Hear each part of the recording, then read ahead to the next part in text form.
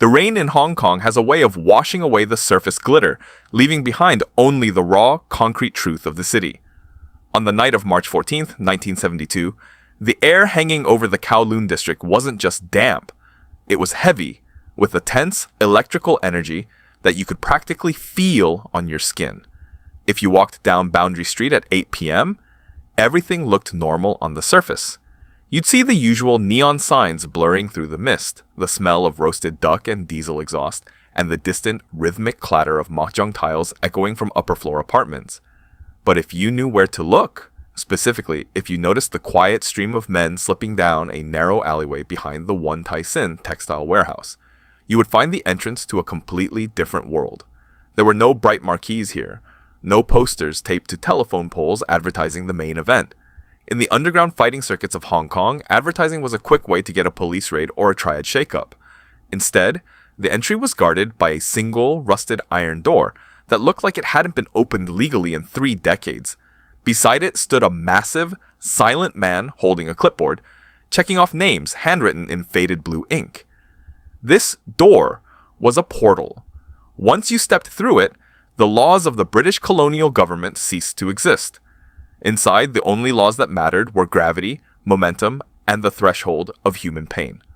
The warehouse basement was built to comfortably hold maybe 300 people if they stood shoulder to shoulder. Tonight, there were over 600 crammed into the suffocating windowless space.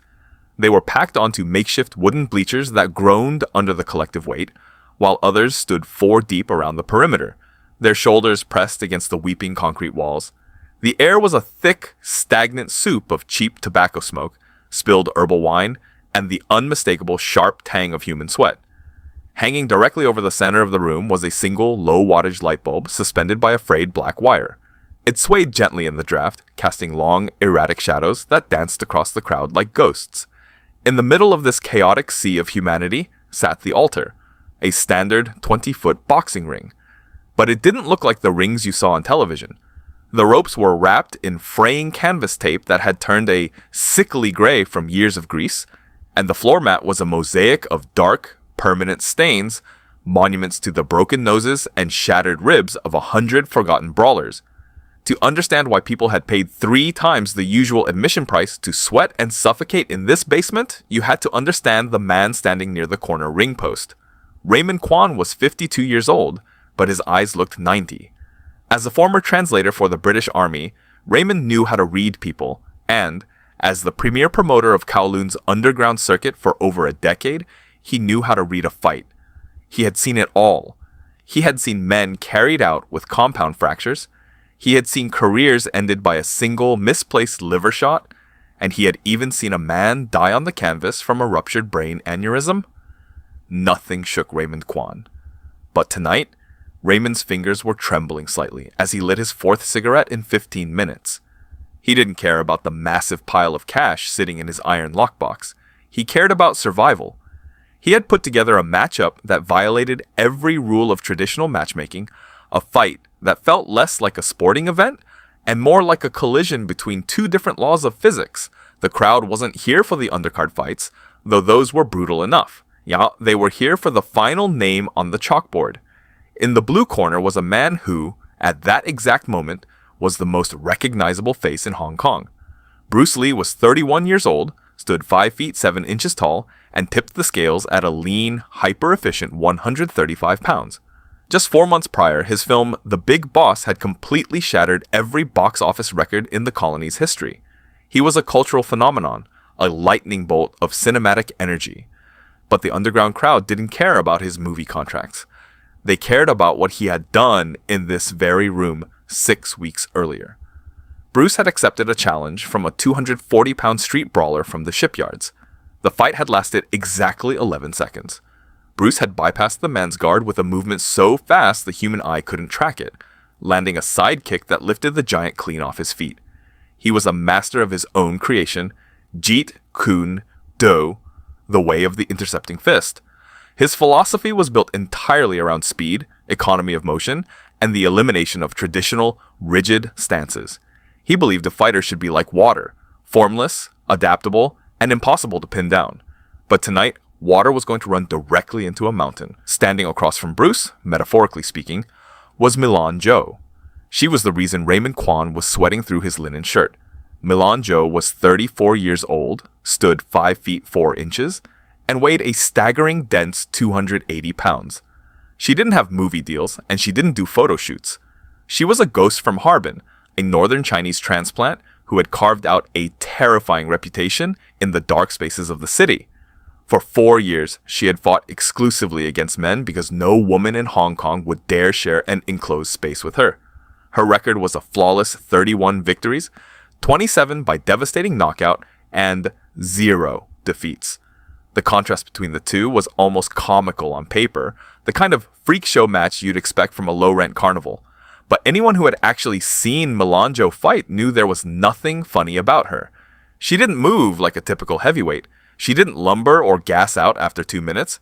She fought from a deep, almost ancient wrestling crouch, her chin completely buried behind forearms that looked like blocks of carved mahogany. She was an anchor that could suddenly transform into a machine gun. The match hadn't been forced on Bruce Lee. He had chased it. 3 weeks earlier, Bruce had been sitting in the shadows of this very warehouse, watching Milan Jo dismantle a 210-pound dock worker named Fong Wei. Fong was a notoriously loudmouth brawler who thought fighting a woman was an easy payday. He had spent 94 seconds realizing how wrong he was. Milan Jo had simply walked through his best punches, trapped his arms, and delivered a 4-punch combination to his ribs and jaw that sounded like firecrackers going off inside a metal trash can. Bruce hadn't watched the knockout. He had watched her hands. He had noticed that during that final explosive flurry, her fists moved at a speed that completely contradicted her massive bulk. It was a paradox that went against everything he believed about martial arts. To Bruce, speed required lightness. You couldn't be a tank and a bullet at the same time. Yet, Milan Jo was both. When Bruce demanded the fight, Raymond had warned him. She has conditions, Bruce. She doesn't fight anyone under 180 pounds because she doesn't want to be responsible for a tragedy, and she has strict rules. But Bruce had sent her a letter that changed her mind. It wasn't a challenge of arrogance, it was a plea from one obsessed artist to another. He wrote that he needed to feel her speed, that he needed to understand how her body bypassed the laws of mass and velocity. He didn't want to defeat her, he wanted to learn from her. Milan Jo had read the letter and given Raymond 3 ironclad conditions. The fight would last only 3 rounds to prevent a prolonged beating. There would be absolutely no kicks allowed, forcing them into a pure battle of fists. And finally, if Bruce held back even for a fraction of a second because she was a woman, she would walk out of the ring immediately and never return. "I am not a woman in that ring," she had told Raymond. "I am a fighter. If he cannot see me as that, he has no business standing across from me." Bruce had accepted every condition without a moment's thought. But as he stood in the damp air of the warehouse basement, listening to the crowd's deafening roar as the referee called them to the center, Bruce carried a secret that nobody else in the room knew. He had resolved that for the entire first round, he would not throw a single punch. He was going to stand there and let the most dangerous heavyweight in Asia hit him with everything she had. He wanted to feel the absolute truth of her power, even if it cost him his life. To understand how a 280-pound woman from the frozen plains of northern China ended up under the flickering light bulbs of a Kowloon textile warehouse, you have to understand the city of Harbin. Located in the far northeast, Harbin is a place of bitter extremes. The winters there are long, brutal, and dark, with winds that sweep down from Siberia, freezing the Songhua River into solid blocks of ice. It is a landscape that demands a specific kind of resilience. If you are soft, the environment breaks you. If you survive it, you become dense, quiet, and unyielding. Milan Jo was born into that winter in 1938. She was not a delicate child.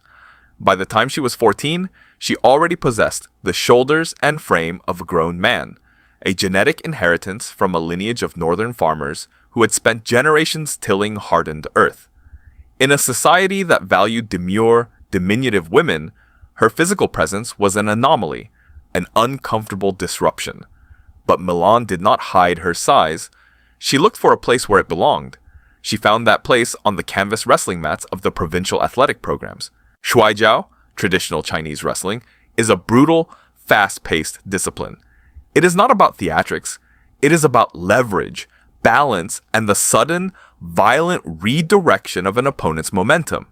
Milan excelled at it with a terrifying efficiency. She did not just win matches, she dominated her division with a cold, mechanical precision that left her opponents bruised and demoralized. By her early 20s, she was a provincial champion, a powerhouse whose name carried weight throughout the northern athletic committees. But her competitive career came to a sudden, permanent halt during a regional tournament in 1962. Facing a bitter rival who had spent the weeks leading up to the match publicly insulting Milan's appearance and background, the match turned personal. Within 30 seconds of the opening whistle, Milan secured a deep overhook, stepped inside her opponent's center of gravity, and executed a thunderous hip throw. The impact didn't just score points, it drove her opponent into the canvas with such force that the woman's left collarbone shattered into 3 distinct pieces. The sound of the bone snapping echoed through the quiet gymnasium. The athletic committee, horrified by the sheer, unbridled violence of the technique, handed Milan a lifetime ban from sanctioned competition. For 2 years, she drifted, a champion without a sport, a weapon with no target. In 1965, as political tensions began to ripple through the mainland, Milan packed a single canvas bag and made the long, perilous journey south to Hong Kong. She arrived as a refugee, speaking Mandarin in a city that spoke Cantonese, completely alone in the dense, urban labyrinth of Kowloon. The British colony was a shock to her system. Harbin was vast and cold, Hong Kong was cramped, suffocatingly hot, and fueled by a restless, mercantile energy. To survive, Milan took a job delivering blocks of ice to restaurants and fish markets along the Mongkok waterfront. Every morning at 4 a.m., she would hoist 80-pound blocks of ice onto her shoulders, carrying them up narrow, winding tenement staircases. It was grueling, repetitive labor that would have broken the spirit of most people, but for Milan, it was simply an extension of her training. The heavy lifting reinforced her core, thickened her legs, and turned her back into a sheet of solid muscle. It was during these early morning deliveries that she discovered the city's shadow economy. Beneath the legitimate businesses of Hong Kong lay a thriving, highly organized underground fighting network, controlled by the triads and independent promoters like Raymond Kwan. It was a world where a person's past didn't matter. The only currency that had value was blood and courage. When Milan first walked into Raymond Kwan's gym on Portland Street in late 1965, the trainers laughed. They saw a large, heavy woman wearing a faded cotton smock and patched trousers.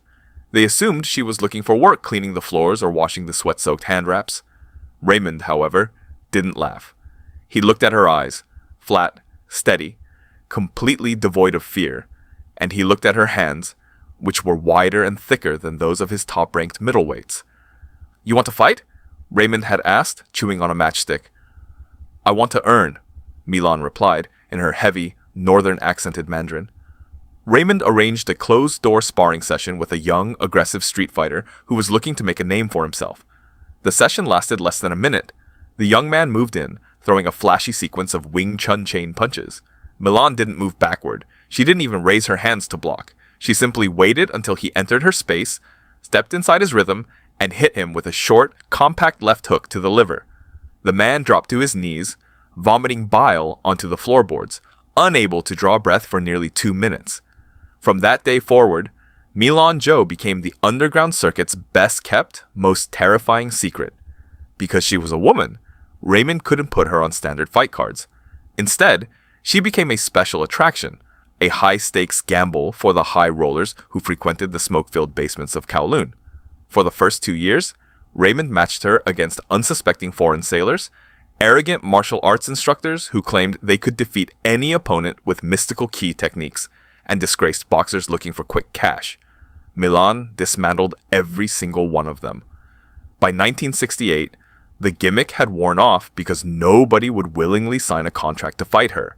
The local newspapers didn't write about her, the police didn't know her name, but in the tea houses of Yau Ma Tei and the gambling dens of Central, she was known simply as the Boxing Queen. Her style had evolved from pure wrestling into a devastatingly compact form of boxing. She had realized early on that her mass allowed her to absorb punches that would put a normal human being in the hospital. Her strategy was simple: walk forward, let the opponent exhaust themselves against her dense frame, and then unleash her short, explosive combinations. She lived like a monastic warrior in her tiny third-floor apartment on Portland Street. She had no husband, no children, no friends outside of Raymond Kwan, and no material possessions of any real value. Her life was entirely structured around the heavy bag that hung from the exposed beam in her living room. Every afternoon, the rhythmic, thunderous thwack, thwack, thwack of her fists striking the canvas bag would echo through the thin walls of the tenement building, a constant reminder to her neighbors that a force of nature lived among them. When Raymond delivered Bruce Lee's handwritten letter to her that afternoon in February 1972, Milan's initial reaction had been one of deep annoyance. She knew who Bruce Lee was. You couldn't live in Hong Kong without seeing his face on billboards or hearing young men in the streets trying to mimic his high-pitched battle cries. To her, he was a movie star, a creature of lights, cameras, and carefully choreographed illusions. She believed his speed was an exaggeration created by clever film editing, and she had no interest in being a prop for a celebrity's ego. But the letter itself changed everything. It wasn't written in the boastful, aggressive tone typical of the men who challenged her. Bruce had written to her as a fellow seeker of martial truth. He wrote about the limitations of weight classes, the rigidity of traditional styles, and his absolute fascination with her ability to generate explosive velocity from a 280-pound frame. He didn't ask for a match to prove he was better than her. He asked for a match because he believed she possessed a piece of the universal fighting puzzle that he hadn't yet discovered. Milan sat at her wooden table, staring at the precise characters Bruce had inked onto the paper. For the first time in her 11 years in Hong Kong, someone wasn't looking at her as a freak, an oversized novelty, or a dangerous threat to their masculinity. He was looking at her as a master. "He wants me to go hard?" she asked Raymond, her voice low and steady. "He wants the truth, Milan," Raymond had replied. "He told me he needs to feel it." Milan folded the letter, her expression hardening back into its familiar, stone-like mask. "Tell him to prepare his body, because if he comes into my ring looking for a movie, I will make sure he leaves in an ambulance." Section 3. The Secret Classroom. To prepare for a force like Milan Joe, a fighter cannot rely on standard routines. Bruce Lee understood that his usual regime, the hundreds of daily two-finger push-ups, the endless repetitions on the wooden dummy, the lightning-fast shadow boxing in front of his mirrors, was completely useless for the task ahead. He wasn't training to avoid a fight. He was training to survive a collision. He knew that if he relied solely on his agility, he would learn nothing. To truly understand the paradox of Milan's speed and mass, he had to let her hit him. And, to prepare his 135-pound frame for that kind of trauma, he needed to turn his body into something that didn't just resist impact, but absorbed it. The preparation began at 5 a.m., the morning after he accepted her conditions. While the rest of Hong Kong was still asleep under a blanket of morning mist, Bruce drove his car into the heart of Sham Shui Po, one of the poorest and most densely populated industrial districts in Kowloon. His destination was a small, unmarked gym tucked away on the fourth floor of a dilapidated commercial building. The space belonged to Somchai Ratana, a 58-year-old Thai-Chinese trainer who had spent 3 decades working the corner of legendary stadiums in Bangkok before relocating to the colony. Somchai's gym was a place of pure, unadulterated utility. The floor was covered in worn rubber mats that smelled of liniment and old leather, and the walls were stained with the sweat of generations of fighters. There were no cameras, no journalists, and no fans here. This was Bruce's secret classroom. When Bruce explained what he wanted, Somchai initially refused. The old trainer looked at Bruce's lean, muscular chest and shook his head. "A man your size cannot take full-force body shots from a heavyweight without a protector," Somchai said in broken Cantonese. "Your ribs will break. Your internal organs will bleed. It is not a matter of courage. It is a matter of anatomy." "I don't want a protector," Bruce replied, his voice flat and dead serious. "If I wear gear now, my body won't learn how to react when her fist makes contact. I need to teach my nervous system not to panic when the armor fails. Hit me, Somchai. Don't hold back." For For the next 14 days, the routine never changed. Bruce would stand in the center of the ring, his feet planted shoulder-width apart. His hands hung loosely at his sides. He wore only his black training trousers. Somchai, whose forearms were as thick and hard as wooden fence posts, would step inside and begin a systematic, rhythmic assault on Bruce's torso. The first 3 days were a descent into physical torment. Somchai would start with short, compact hooks to the ribs, gradually increasing the power until the impacts echoed through the empty gym like a carpet beater hitting a heavy rug. Bruce's body reacted with natural, involuntary resistance. He would tense his muscles at the moment of impact, bracing against the pain. The result was disastrous. The force of Somchai's punches trapped itself in Bruce's rigid muscle tissue, bruising the bone and shaking his internal organs. By the end of the third session, Bruce's entire left ribcage had turned a deep, sickening shade of purple, and he spent 20 minutes vomiting into a rusted sink in the corner of the gym. When he returned home to Kowloon Tong, his wife Linda looked at the massive discoloration covering his side with deep alarm. "Bruce, what are you doing to yourself?" she asked, her fingers lightly tracing the edge of the bruise. "This isn't training. You look like you've been in a car accident." "I am learning how to be hollow," Bruce told her, his face pale but his eyes burning with a strange, obsessive intensity. "Right now, when the blow comes, I am trying to fight it with tension. I am putting a wall up. But a wall can be broken if the hammer is heavy enough. I have to learn how to let the hammer pass through the house without taking the roof off." On the 5th day, something shifted. As Somchai delivered a crushing right hook to his solar plexus, Bruce didn't brace himself. Instead, at the exact microsecond of impact, he let out a sharp, controlled exhalation, a short, explosive "ha!" while simultaneously relaxing his abdominal wall. Rather than resisting the fist, his body collapsed slightly inward, absorbing the energy and transferring it down through his hips, into his legs, and directly into the floorboards. It was a profound demonstration of his own philosophy, being like water. When you strike water with a hammer, the water doesn't fight the iron. It simply displaces, surrounds the tool, and returns to its original form unharmed. Somchai noticed the difference immediately. The old trainer paused, his boxing glove resting against Bruce's chest. He looked down at Bruce's feet, which hadn't shifted an inch despite the violence of the blow. A slow, respectful nod passed between the two men. Without a word, Somchai stepped back, reset his stance, and unleashed a 3-punch combination. Liver, ribs, jaw. Bruce took them all. His body recoiled, his knees dipped slightly, but his eyes never lost focus. He stayed upright. While his mornings were dedicated to the brutal physical conditioning of his body, his nights were spent in intellectual obsession. Raymond Kwan had managed to secure 3 rare, grainy 8mm film reels of Milanjo's previous underground bouts. The footage had been shot surreptitiously by a wealthy gambler using a handheld camera from the front row, and the quality was poor, shadowy, unstable, and frequently obscured by the smoke of the venue. Every night from midnight until 4 a.m., Bruce would sit cross-legged on the floor of his study, the rhythmic click-clack-click of the projector, the only sound in the quiet house. The white light of the lens cast Milanjo's massive, shifting silhouette across his wall. To anyone else, the footage showed a large woman brutally overpowering smaller opponents. To Bruce, it was a complex mathematical equation that needed to be solved. He focused entirely on a specific 4-second sequence from her 1970 fight against Ho Yuan, a highly rated southpaw kickboxer from the New Territories.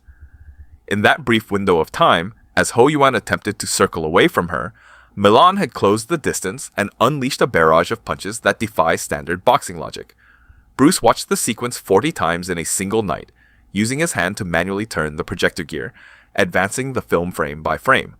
He counted 17 distinct strikes in approximately 2 seconds of actual engagement. The speed itself was astonishing, but what truly fascinated Bruce was the lack of pattern. In traditional boxing or martial arts, combinations follow a predictable, alternating sequence. Left, right, or a standard geometric progression. Milanjo didn't do that. Her hands moved in a state of chaotic, highly adaptive flow.